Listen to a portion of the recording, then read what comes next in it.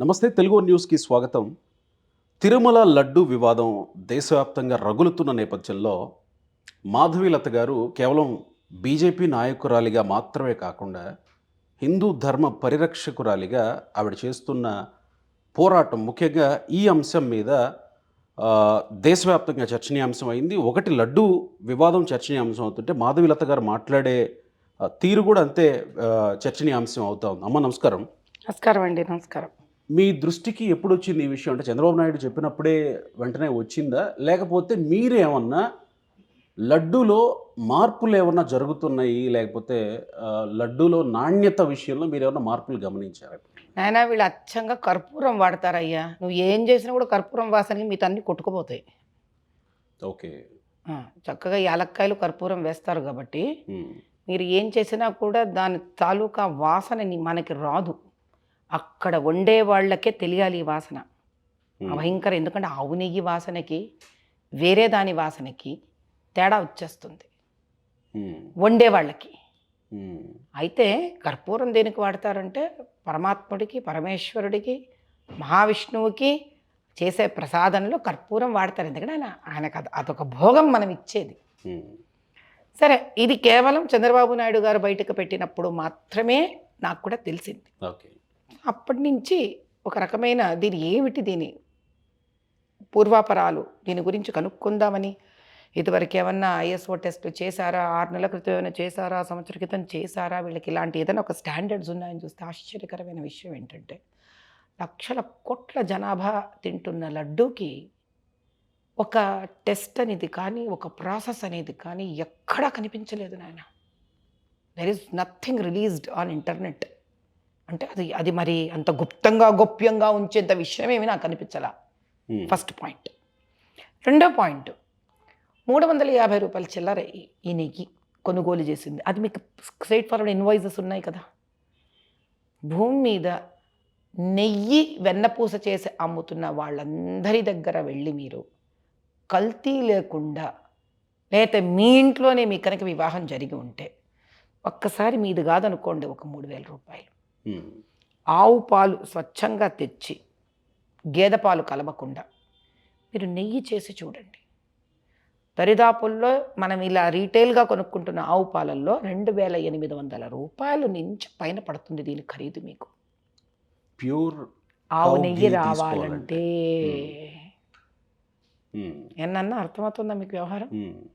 పోనీ పాడి పంట ఉంది, వీళ్ళు పెద్ద పెద్ద బిజినెస్లు చేస్తున్నారంటే 1800కి 1500 లోపల కన్నా తక్కువ పడే ఛాన్స్ లేదు. మీరు కావాలంటే తమిళనాడులోకి వెళ్ళి చాలా అంటే 80 years 90 years 90 ఏళ్ళు 100 సంవత్సరాలుగా కూడా నెయ్యి అమ్ముతున్న పెద్ద పెద్ద వ్యాపారస్తులు ఉన్నారు. 1800 వాళ్ళు అమ్మే నెయ్యి 350 రూపాయలకు అసలు మీకు ఎలా వస్తుంది? ఫస్ట్ నాకు చెప్పండి. ఇది ఎవరు బయట పెట్టారో నాకు సంబంధం లేదు. ఒక సామాన్యమైన గృహిణిలాగా, ఒక హైందవ ధర్మాన్ని నిత్యం సంరక్షించాలనే తపన పడుతున్న హిందువులాగా నేను మాట్లాడుతున్నాను మీతోటి. 350 రూపాయలకి ఎవడికి ఆవు నెయ్యి స్వచ్ఛంగా తయారు చేసే శక్తి ఉంది? ఆ కంపెనీ వాళ్ళని పిలిపించండి. ఆవు పాలు మనమే వాళ్ళ ముందు పెట్టిద్దాం, అని మన ముందు చేయమని చెప్పండి. తెలిపోతుంది. మీరు నిర్ధారించుకోవడానికి దొరికిన ప్రముఖమైన ఆధారాల్లో ఇది ఒకటి అనుకోవాలా? అంటే ఇప్పుడు మన ఏ రకం, ఇప్పుడు చంద్రబాబు నాయుడు గారు ఒక ల్యాబ్ టెస్ట్ చేయించారు అన్నారు. అదొక రిపోర్ట్. ఆ రిపోర్ట్లో నాకు ఎక్కడ డేట్ ఆఫ్ రిపోర్ట్ కనిపించలేదు. అంటే ఏ ల్యాబ్ పేరేంటి, ఆ ల్యాబ్ ఏ డేట్కి వచ్చింది, ఆ పూర్వపరాలు కూడా మనకి కావాలి, అవసరం. అయినా ఆ ఉన్న కొవ్వు పదార్థాలన్నీ ఏ ల్యాబ్ అయితే దీన్ని ఇలా ఉంది అలా ఉంది అని ప్రస్ఫుటంగా చెప్తోందో అది నిజం కాదు అనుకోవడానికి వీలుగా లేదు. ఎందుకు అంటే ఆ 350 రూపాయల నెయ్యి తాలూకా ఏదైతే కొనుగోలు ధర ఉందో, ఇలాంటి అడ్డమైన పని చేస్తే తప్ప ఆ ధరకు రాదు. సరే, అంటే పెద్ద పాయింట్ అంతకన్నా ఇది ఏ రాష్ట్రాల నుంచి వస్తోంది? తమిళనాడు ప్రస్తుతానికి ఇచ్చినటువంటి కంపెనీ. ఈ 350 రూపాయలు 320 రూపాయలు 320 రూపాయలు. అబ్బా, మీరు 30 రూపాయలు ఇంకా తగ్గించేశారు.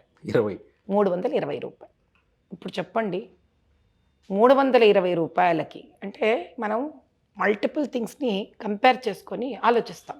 ఉమ్, నేను కంపేర్ చేసి ఆలోచించింది ఏంటంటే, ఇంతకు పూర్వం వాళ్ళు ఏం చేశారు? హిందువులు కాని వాళ్ళని చైర్మన్లుగా పెట్టారు,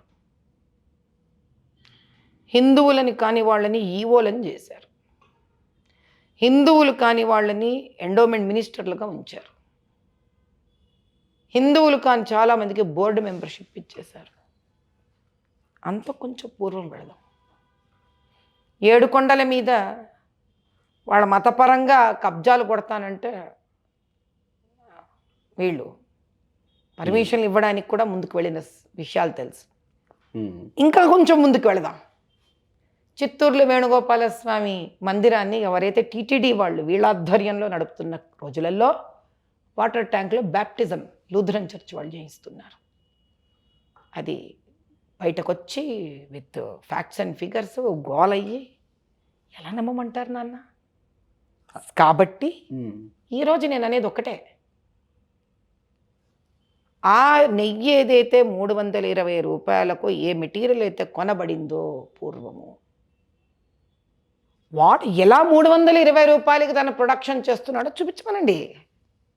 ఏమి చేయక్కర్లేదు. ఎందుకు? వీళ్ళు ఏమంటారు, ఆ పాత లడ్లు లేవు, ఏవో చెప్తారు కదా వీళ్ళు చెప్పేది. ఉమ్. వచ్చిన ట్యాంకర్లను వెనక్కి పంపించాము. చాలా 18 ట్యాంకర్లను వెనక్కి పంపించాం. ప్రతి 6 నెలలకు ఒకసారి క్యూసీ క్వాలిటీ కంట్రోల్ జరుగుతుంది. వెనక్కి ఎందుకు పంపించారు? నిన్న జగన్మోహన్ అది క్వాలిటీ లేదని పంపించారండి. అంటే 320 రూపాయలకి వీళ్ళు క్వాలిటీ కనిపెట్టేశారా? ముందు పని చేద్దాం నాన్న. ఇప్పుడు 320 రూపాయలకు నెయ్యి కొనింది పోనీ నిజమా? వాస్తవమే కదా, ఇన్వాయిస్లు ఉంటాయి కదా, ఉంటాయి కదా. ఒక పని చేద్దాం. ఉమ్, జగన్ గారిని మనం జగన్ గారిని పిలుస్తారా మనని ఒక కామన్ ప్లాట్ఫామ్ పెడదాం. ఉమ్, నేను జగన్ గారు ఇద్దరం నెయ్యి చేద్దాం. ఎందుకంటే మరి ఆ స్థాయికి దిగదారితే తప్ప వస్తే తప్ప నిజాలు బయటపడవు కదా. ఆయన 320 రూపాయలకి నెయ్యి చేయమని చెప్పండి అక్కడ, స్వచ్ఛమైన ఆవు నెయ్యి. ఉమ్, అంటే సింపుల్. ఇంకంటే ఇక ప్రజలకు అర్థమయ్యే భాషకు దిగిపోవాలిగా మనం. ఇంకా ఉమ్. నేను చేయలేను, అంటే నేను చేసి చూపిస్తా 320 రూపాయలకి ఆయనను కానీ వాళ్ళు పట్టుకున్న ఈ సప్లయర్లను కానీ అచ్చమైన ఆవు పాలతో మన ముందు 320 రూపాయలకు 1 కిలో ఆవు నెయ్యి చేసి చూపించమనండి. అంటే మీరు ఇందాక చెప్పిన 7 కొండల వ్యవహారంలో నేపథ్యం అలాంటిది కాబట్టి ఇప్పుడు చేసి ఉండొచ్చేమో అని అనుకోవాలంటారా? సరే, ఇంకో పాయింట్ కూడా చెప్తాను మీకు. ఉమ్, స్వామివారికి ఎన్ని వేల సంవత్సరాలు కదా, ఎన్నన్నా ఉమ్, ఎన్నో ఆభరణాలు నగలు అవును. చాలా ఉన్నాయి కదా, ఉండాలి కదా. దాన్ని ఆడిట్ చేయమనండి ఒకసారి, ఆడిట్ చేయమనండి దాన్ని.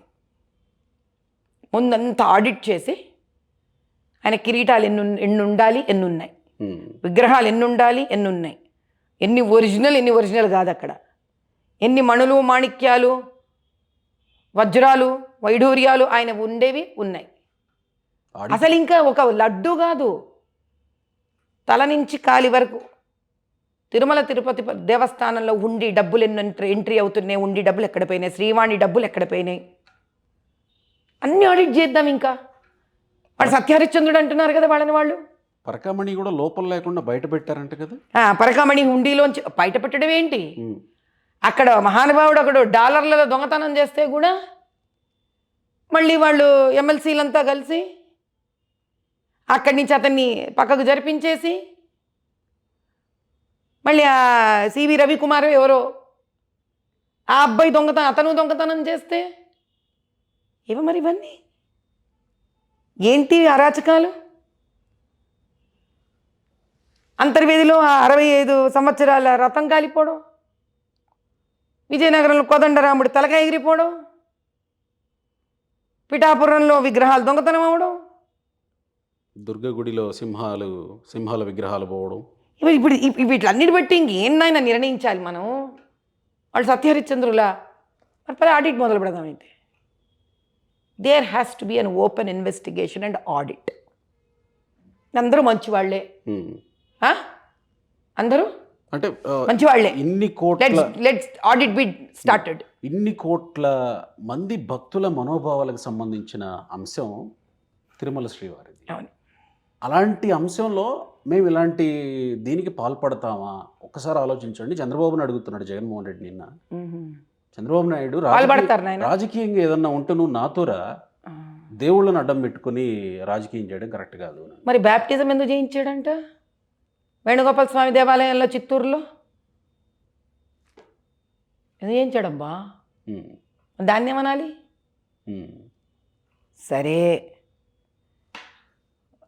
Let's go for investigation. మరి అదే కదా అడుగుతున్నారు వాళ్ళు కూడా. ఇన్వెస్టిగేషన్ చేయండి, ఏదో ఒక రిపోర్ట్ పట్టుకుని వచ్చి దీనివల్ల మేము తప్పు చేసామనో ఇప్పుడు దీనివల్ల తప్పు జరిగిపోయిందనో రాజకీయంగా బురద జల్లడానికి తప్పితే ఏం తేల్చారో అని అడుగుతున్నారు. ఎగ్జాక్ట్లీ నేను అదే చెప్తున్నానండి. ఆయన చంద్రబాబు నాయుడు గారు ఓ పేపర్ పట్టుకొని వచ్చారా, లేకపోతే ఈ కల్తీ జరిగిందని చెప్తున్నారా అంటే ఎవరో ఒక్కళ్ళు ఏదో విషయం బయటికి తీయాలిగా. తీస్తే నువ్వు తీసావంటే ఇది రాజకీయము అని అనే మాట అయితే నేను ఒకటే ప్రశ్న వేస్తా. ఏ పెద్ద పెద్ద ఇండస్ట్రీ ఫ్యామిలీ వీళ్ళది, జగన్ గారిది.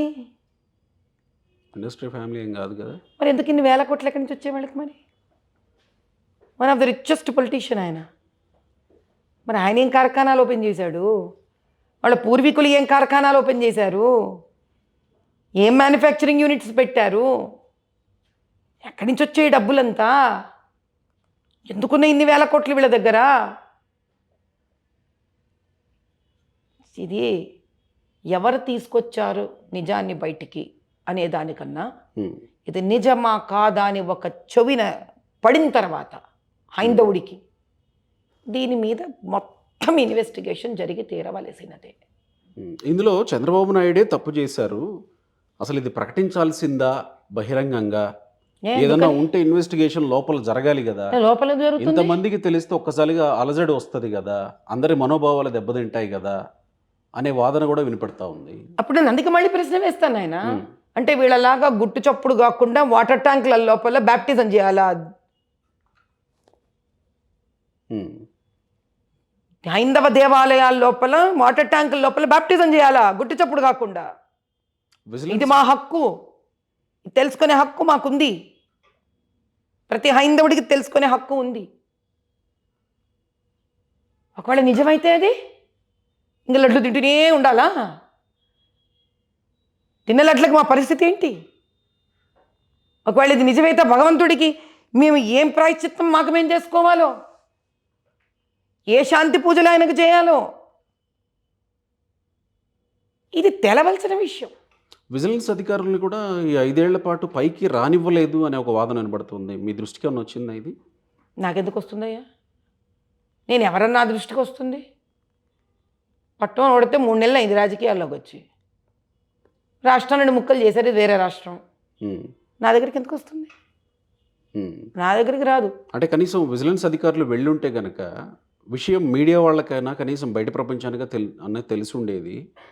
కనీసం వాళ్ళు పైకి అనుమతించకపోవడం వల్ల కూడా ఈ విషయం బయటికి రాలేదేమో అనేది నడుస్తుంది. అవన్నీ బయటికి తేలాలంటే కూడా మీకు బయట నుంచి ఇన్వెస్టిగేషన్ జరగాలి కదా. అవును కదా. ఇప్పుడు ఏదైనా లోగుట్టు పెరుమాళ్ళ కెరుక అని ఊరికే అనలే. అంటే ఆ పెరుమాళ్లే కదలాలి. ఇప్పుడు ఈ లోగుట్టు బయటికి రావాలంటే ఆ పెరుమాళ్లే కదలాలి. ఇప్పుడు అదే సుబ్బారెడ్డి కోర్టుకు వెళ్ళాడు, విజిలెన్స్ ఎంక్వైరీ ఆపండి, అది స్టే ఇవ్వండి అని.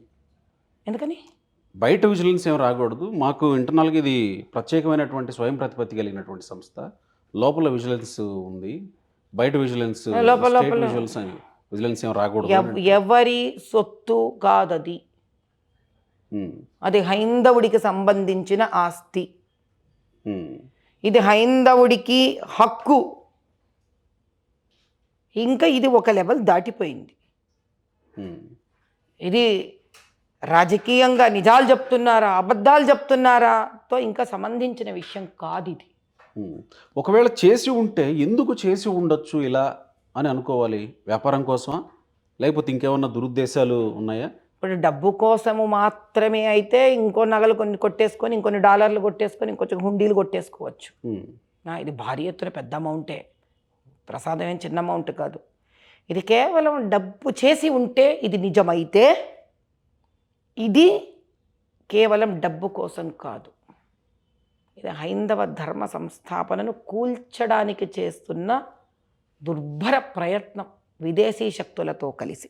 ఆ అవసరం జగన్మోహన్ రెడ్డికో లేకపోతే వైసీపీ ప్రభుత్వానికో లేదా గత బోర్డు ధర్మకర్తల మండలికో ఏంటి? నాకెందుకయ్యా దాంతో ఏం సంబంధం? ఉమ్, ఎవరికేం లాభమో నాకెందుకు? నాకు నష్టం జరిగిందా లేదా హైందవురాలుగా? నేను ఎప్పుడో పద్ధతి చూస్తానయ్యా. I don't look at the half empty glass, I will look at the half filled glass. నాకు అన్యాయం జరిగిందా లేదా, ఉమ్, నాకు అంతే చాలు. ఉమ్, అది జగన్మోహన్ రెడ్డి గారు చేశారా, వాళ్ళ కుటుంబ సభ్యులు చేశారా, వాళ్ళ పార్టీ సభ్యులు చేశారా, టీడీడీ వాళ్ళు చేశారా, నాకు దాంతో సంబంధం లేదు. నాకు ఈ రాజకీయ సంభాషణ ఇష్టం ఉండదు ఫస్ట్ ఆఫ్ ఆల్. ఉమ్, ఇది మా మతానికి సంబంధించింది, మా ధర్మ సంస్థాపనకు సంబంధించింది, మా భగవంతుడికి సంబంధించింది. ఒక్కసారి బయటికి వెలువడిన తర్వాత ఇది పటాపంచలు అవ్వవలసిందే. అంటే జగన్మోహన్ రెడ్డి శ్రీవారికి పట్టు వస్త్రాలు సమర్పిస్తారు, తలంబ్రాలు సమర్పిస్తారు, తులాభారంలో ఆయన జగన్మోహన్ రెడ్డిగా ఇవ్వలేదు ప్లీజ్, ముఖ్యమంత్రిగా ఇచ్చాడు. అది ఏ ముఖ్యమంత్రి స్థానాలు ఎవరు కూర్చున్నా వచ్చి ఇవ్వాల్సిందే. ఆయన అప్పుడు ఏ రోజైనా మీరు ఆయన పరివార సమేతంగా వెళ్ళడం చూసారా? లేదు. మరి ఎందుకు మాట్లాడుతున్నారు మీరు ఇవన్నీ నాతోటి? ఉమ్, ముఖ్యమంత్రిగా మీరు ఎవరిని కూర్చోబెట్టినా పోతారు అక్కడికి. మీరు ఒక ముస్లిం ముఖ్యమంత్రిని చేసినా కూర్చోబెట్టినా పోవాల్సింది. ఎండోమెంట్స్ వాళ్ళ కింద పెట్టుకున్నారు కాబట్టి. సో అంటే ఏదో తన సొంత డబ్బులు ఖర్చు పెట్టుకొని స్వామివారి కదా అర్పించినట్టు ఏంటా ఫీలింగు? ముత్యాలను జోబులోంచి కొంటున్నాడా, పొట్టపొట్టలు ఏమన్నా జోబులోంచి కొంటున్నాడా? అదే ఇంటి మీద పెద్ద సిలువ వేసుకున్నాడు కదా, అది తన సొంతంగా చేసుకున్న పని. ఉమ్, అది జగన్మోహన్ రెడ్డి చేసుకున్న పని. హాయిగా తన ఇంటికి తన మతాన్ని గౌరవించుకుంటూ మతం ఒక సింబల్ ఇంటి మీద పెట్టుకున్నాడు ఆయన. ఇక్కడ మీరు బీజేపీ లీడర్ కూడా కాబట్టి బీజేపీ వాళ్ళకి సగం తెలుసు సగం తెలియదు. బీజేపీ వాళ్ళు మాట్లాడుతుంటారు. అనుకోనివ్వండి బీజేపీ వాళ్ళు బీజేపీ నుంచి కేంద్ర మంత్రులు సిఫార్సు చేసినటువంటి సభ్యులు కూడా గత మండలిలో ఉన్నారు, ధర్మకర్తల మండలిలో వాళ్ళు కూడా ఉన్నారు. వాళ్ళైనా బయట పెట్టి ఉండొచ్చు కదా, ఏమన్నా అన్యాయం ఇక్కడ మీరు వాళ్ళని అడగాలండి, నాకు సంబంధం లేదు. అది నా అన్న నేను తింటా, నా ఆకలి నాది, నా అన్నం నాది, నా భక్తి నాది, నా హిందుత్వం నాది. నేను వచ్చి 3 నెలలు అయ్యింది. నాకు తెలిసింది ఒక్కటే, బీజేపీ వెనక ఉండే ప్రిన్సిపల్స్ నాకు నచ్చాయి. అది ఎవరు పాటిస్తున్నారు ఎవరు పాటించట్లేదని నా ప్రాబ్లం కాదు. అది సనాతన ధర్మాన్ని సంరక్షించాలి, ఎవరికి అన్యాయం జరగకూడదు, న్యాయబద్ధంగా పాలన జరగాలి అనేలాంటి ఒక ఉద్దేశాలను పెట్టుకున్న పార్టీ భారతీయ జనతా పార్టీ. అటువంటి పార్టీలో నాకు ఒక సభ్యత్వం ఉంది కాబట్టి ఇదివరకు కన్నా కొన్ని రెట్లు నా బాధ్యత పెరిగింది. అంటే జగన్మోహన్ రెడ్డి అనడం ఏంటంటే ఇది బీజేపీ వాళ్ళకు కూడా ఉన్నారు కదా, వాళ్ళకి తెలిసి ఉండొచ్చు కదా, వాళ్ళు బయట పెట్టి ఉండొచ్చు కదా. అది జగన్మోహన్ రెడ్డిని వాళ్ళని అడగమని చెప్పండి, మీరు వెళ్ళి వాళ్ళ ఇంటర్వ్యూ తీసుకోండి. నా ఇంటర్వ్యూలో నేనే మాట్లాడతాను. నాకు జగన్మోహన్ రెడ్డి గారి క్వశ్చన్స్ ఆన్సర్ చేసే రెస్పాన్సిబిలిటీ నాకు లేదు ఇక్కడ. ఫస్ట్ ఇప్పుడు జగన్మోహన్ రెడ్డిని ఒకటే అడుగుతా, నేను ఒకటే అడుగుతా. అట్లాంటప్పుడు నేను జగన్మోహన్ రెడ్డి గారిని ఒకటే అడుగుతా. ప్లీజ్ ఏమడుతానంటే, వేణుగోపాల స్వామి ట్యాంకులో ఎందుకు బ్యాప్టిజం జరిగింది? నాకు దాని ఆన్సర్ కావాలి. అప్పుడే నెక్స్ట్ క్వశ్చన్కి వెళ్తా. నా ఆన్సర్ ఇవ్వమని చెప్పండి అతన్ని. ఓపెన్ అయిన ఫ్యాక్ట్ కదా ఇది. నేను ఇక్కడ కూర్చొని నేనేం చేయించలే. ఆయన ఆధ్వర్యంలో ఎందుకు బ్యాప్టిజం జరిగింది? వేణుగోపాల స్వామి దేవాలయం టీటీడీ ఆధ్వర్యంలో ఉన్న దాంట్లో ఎందుకు వాటర్ ట్యాంక్లో బ్యాప్టిజం జరిగింది లూథరన్ చర్చ్ వాళ్ళతోటి? I want an answer for this. అప్పుడు ఈయనేం చేస్తున్నాడు? నిద్రపోతున్నాడా? అసలు లేచాడా? లేవలేదా? ఈరోజే లేచాడా? ఏం చేశాడు? వాళ్ళకి ఏ విధమైన కఠినమైన శిక్షలు వేశారు? ఇది కావాలి నాకు. 30 లక్షల మందిని మార్పిడి జరిగింది. ఇదే ఉద్యమం కింద పెట్టుకున్నారా వీళ్ళందరూ? అవసరం ఉంటే డబ్బులు ఇవ్వండి, భూములు ఇవ్వండి, చదువులు ఇవ్వండి, రిజర్వేషన్స్ పెంచుకోండి. మత మార్పిడి చేయడం ఎందుకు? అది ఈయన ఆధ్వర్యంలోనే ఉందా? సమాధానం అడిగిరండి మీరు. ఈ వివాదం కాస్త ఆల్రెడీ దేశంలో ఉన్న మత గొడవలు చాలు, మీరు అనవసరంగా మత గొడవలు పెట్టే ప్రయత్నం అంటే ఈయన టర్ములో ఈయన కావాల్సిన మత మార్పిళ్ళు చేసేసుకొని డబ్బులు సంపాదించేసుకొని హాయిగా కూర్చొని. సినీ నటుడు ప్రకాష్ రాజ్ ట్వీట్ చేసిన విషయం మీతో అంటున్నా. ఆల్రెడీ దేశంలో ఉన్న మత గొడవలు చాలు, పవన్ కళ్యాణ్ గారు మీరు డిప్యూటీ సీఎంగా ఉన్నారు, కరెక్ట్, విచారణకు ఆదేశించండి అని. ఇది మత గొడవల వరకు ఎందుకు వెళ్ళింది? ఇది ఆయనకి మరి ఇంట్రెస్టింగ్గా ఉందేమో ఇది మత గొడవ కింద మార్చడం ప్రకాష్ రాజ్ గారికి. ఏమో నెక్స్ట్ పాలిటిక్స్కి వస్తారేమో, పబ్లిసిటీ కోసం ట్రై చేస్తున్నారేమో. మీరు ఆయన పర్సనల్ ఇంటర్వ్యూ తీసుకోండి, అడగండి ఇదే ప్రశ్న. ఎందుకంటే ఇది మతానికి ఎట్ట సంపాదించింది, ఇది ఒక హిందూ సంస్థలో హిందువుకు జరిగిన అన్యాయం. దీనిలో ఇంకో మతం ఎక్కడి నుంచి వచ్చింది ఇక్కడ? అలా ఉంటుంది పాపం. ఎవరి తప్పన వాళ్ళది, ఎవరి కోణంలో వాళ్ళు అర్థం చేసుకునే ప్రయత్నం చేస్తున్నారు. కాబట్టి ప్రకాష్ రాజ్ గారు ఆల్రెడీ పాలిటిక్స్లో ఉన్నట్టున్నారు, ఆయన కూడా ఉన్నారు. కాబట్టి ఎవరు పోవట్లేదేమో ఆయన దగ్గర ఇంటర్వ్యూలకి. ఇలాంటివి ఏవో కాంట్రవర్సీ మొదలు పెడితే ఇంటర్వ్యూలు మొదలవుతాయి. తమిళనాడులో ఒక పార్టీ అధ్యక్షుడు దాదాపు 8.22% వచ్చినటువంటి ఒక పార్టీ అధ్యక్షుడు కామెంట్ చేశాడు, ఆ లడ్డూ తిని ఎవరు చనిపోలేదు కదా, ఎందుకు ఇంత రాద్ధాంతం చేస్తున్నారు, ఆ లడ్డూ విషయం తప్ప దేశంలో ఇంకేం ఇష్యూలు లేవా అని అడుగుతున్నాడు. ఒక పని చేయమనండి, బెంగాల్లో ఆడపిల్లని అన్యాయం చేసి రేప్ చేసి చంపేశారు. ఏం చేశాడు 8.2% వాడు? కనుక్కోండి కొంచెం. ఇది చచ్చిపోలే కదా, పుణ్యాత్మరాలు డాక్టర్ అభయ చచ్చిపోయింది కదా. 8.2% వాడు ఏం చేశాడు దాని గురించి కొంచెం కనుక్కోండి.